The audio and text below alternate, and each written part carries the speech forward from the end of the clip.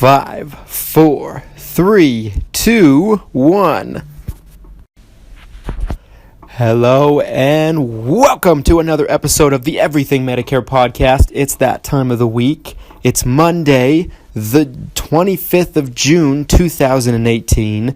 I'm your host, Christian Brindle. Thank you for joining me for another week of the Everything Medicare Podcast, where once a week, every week, I come to you and I talk to you about your Medicare, your Medicaid, your Social Security, and everything that has to do with your retirement.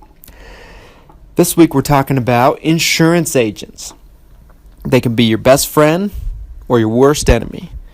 They can be your savior, your knight in shining armor, or they can be something that cripples you. Choosing an insurance broker, folks, is something that's very, very important, and picking a good one from a bad one makes a world of difference, even if you don't think so. Some people think, I just work for the insurance company, but how are you supposed to know if you're being set up on the best thing?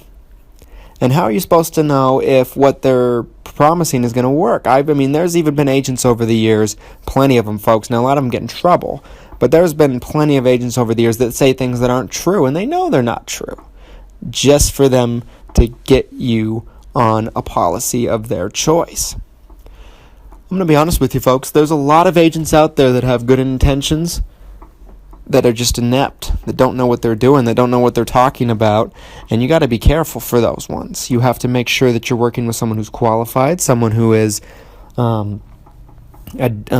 understanding of your needs and your preferences, because let's face it, everybody's different. Everybody has different needs, preferences, everything, and not everybody needs the same thing. There is no cookie cutter insurance program out there, especially for people on Medicare, that's going to work for everybody.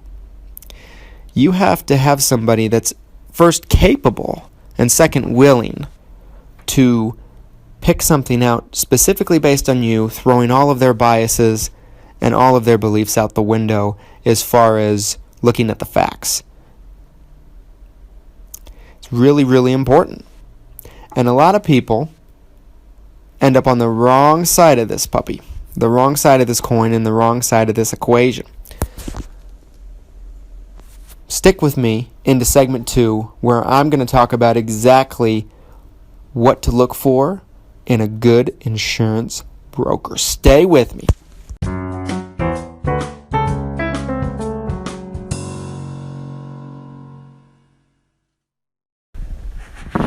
Welcome back to the Everything Medicare Podcast. I'm your host, Christian Brindle, coming to you from Sandy, Utah, here at Christian Brindle Insurance Services, a.k.a.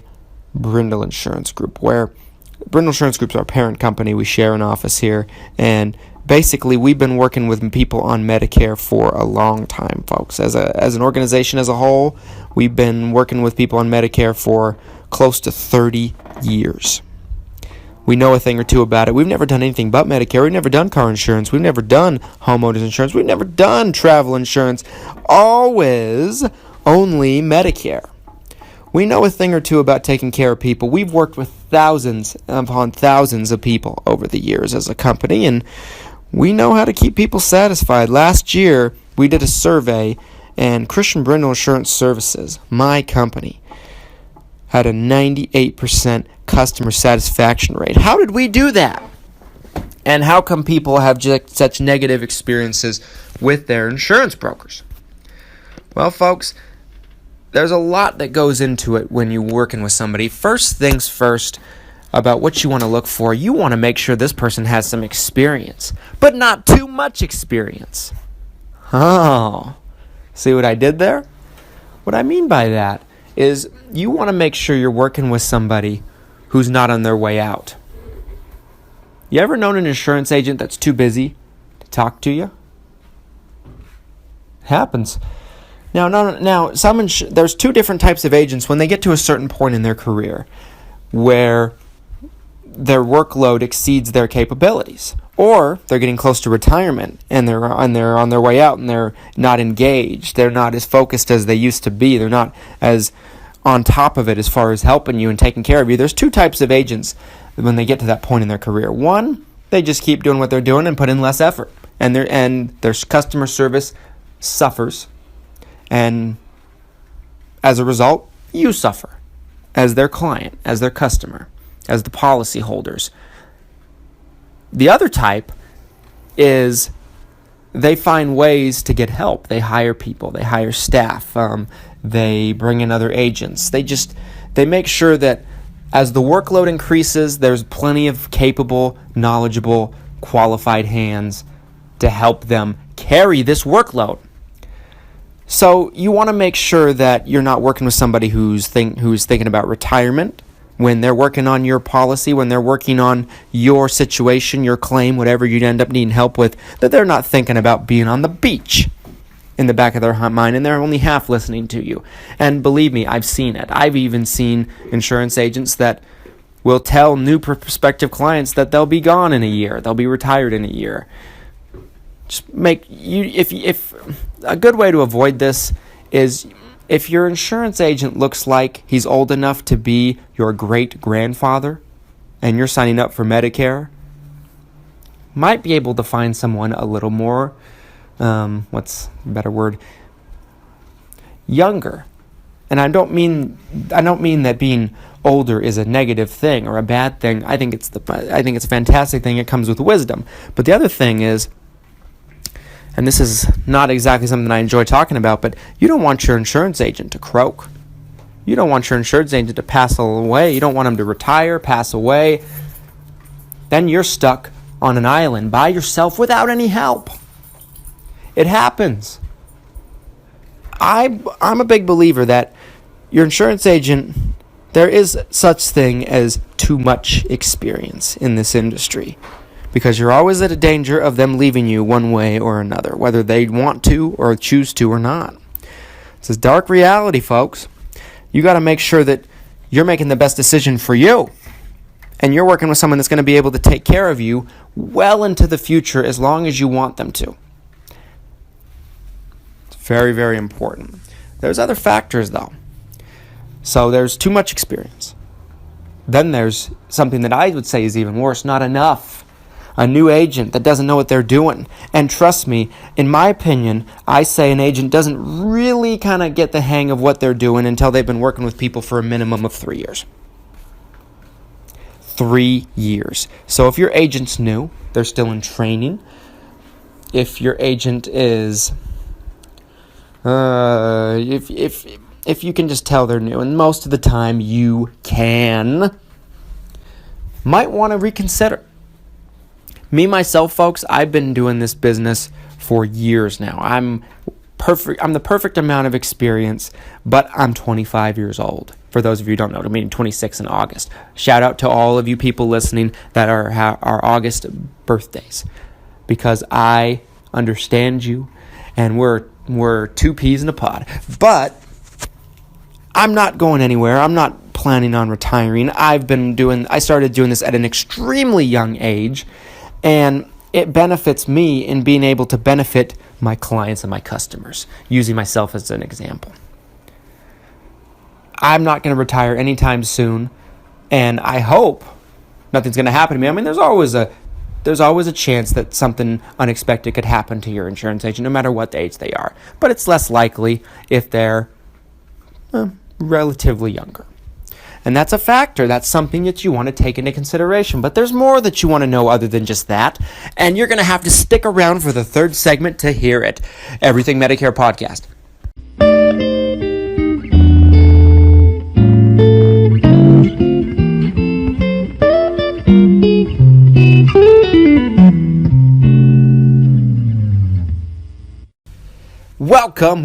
Welcome back. This is segment 3, the final segment, and I have some very important information to share with you. The most important information. I always try to save the best for the last segment of the episode of our podcast here at the Everything Medicare Podcast, where every single week I talk to you about your Social Security, your Medicare, your Medicaid, and everything that has to do with your retirement. We're talking about insurance brokers this week, how to pick them, how to know who's good, who's bad. Folks, there's something now in 2018. Most of us have computers. Most of us have an internet. A lot of us have internet on our phones. If you don't, your children do. If you're going to meet with a fella, and he happens to give you the name of his company, or better yet, his name, Google them. Check him out. See how his reviews are. Does he have 100 reviews and they're all 5 stars? Or does he have 5 or 6 or 10 reviews and it's a 2 stars out of 5? You can get a lot. Nowadays, folks, it wasn't this way 20 years ago. You had no idea of knowing other people's experiences. I mean, you had things like the Better Business Bureau, and you had, different types of rating companies, but it wasn't as easy as it is today.